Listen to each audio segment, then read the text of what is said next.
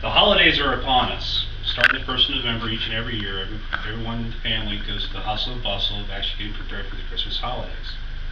According to Courtney Taylor from AboutStatistics.com, in 2010, the average Christmas saw the sale of 33 million Christmas trees for roughly the sale of $1 billion.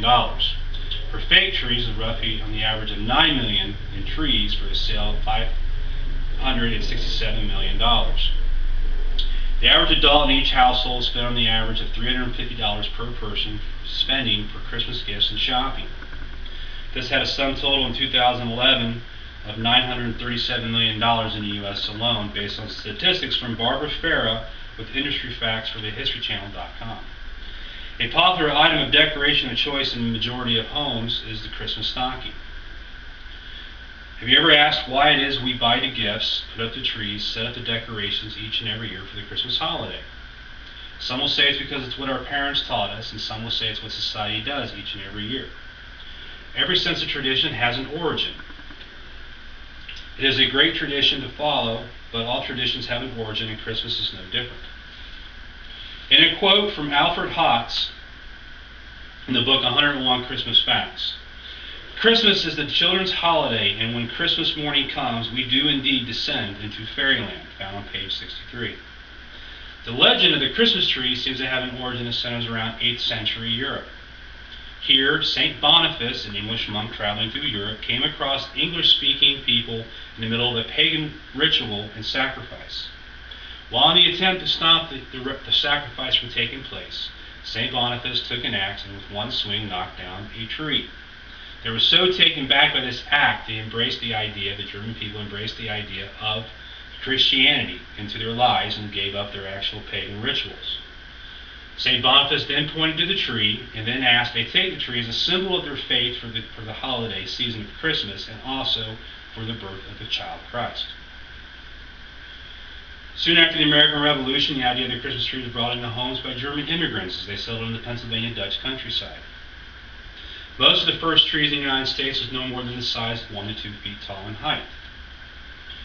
Tanya Gouldick illustrated that the Christmas tree became a national institution with President Franklin Pierce in 1856, when he actually placed the first Christmas tree inside the White House.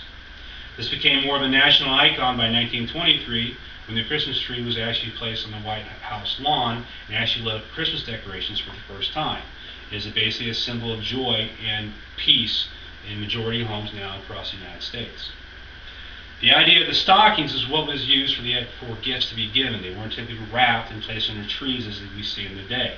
Stockings were actually used where people would actually receive treats and goods, and children would actually have a chance to get toys around the time of 14th and 15th century Europe. Stockings is what we would cover today called the traditional stocking stuffers, where most of the items that are actually collected meant to enhance one of the 5 senses between taste, smell, and sight. The origin of the stocking comes from St. Nicholas, who was a bishop traveling through Turkey in a small village when he overheard a story from the villagers of an elderly man who had 3 daughters who did not have money, and he was concerned at the time they would not be able to provide them anything.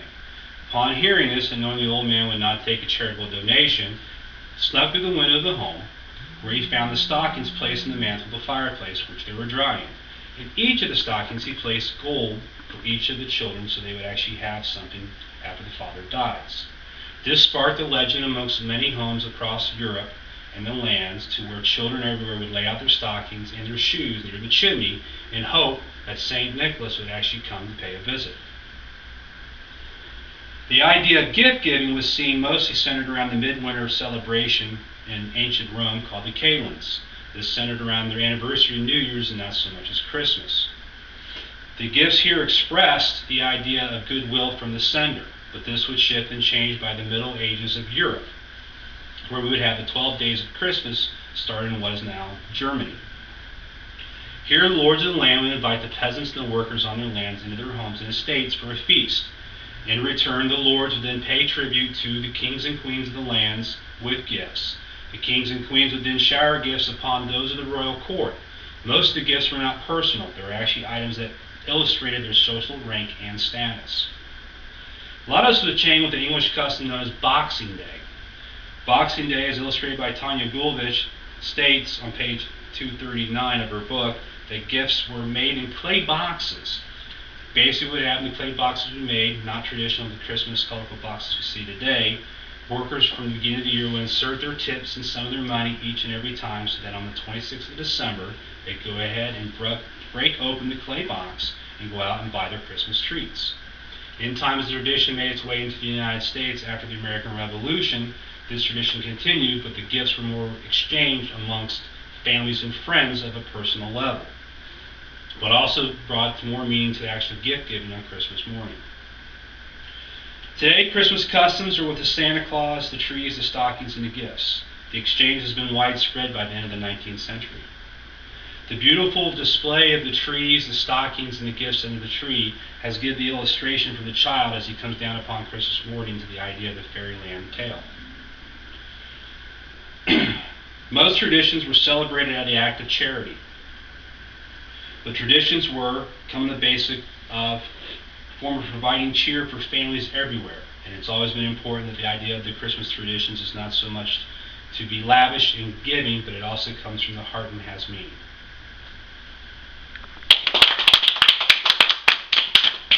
Are there any questions?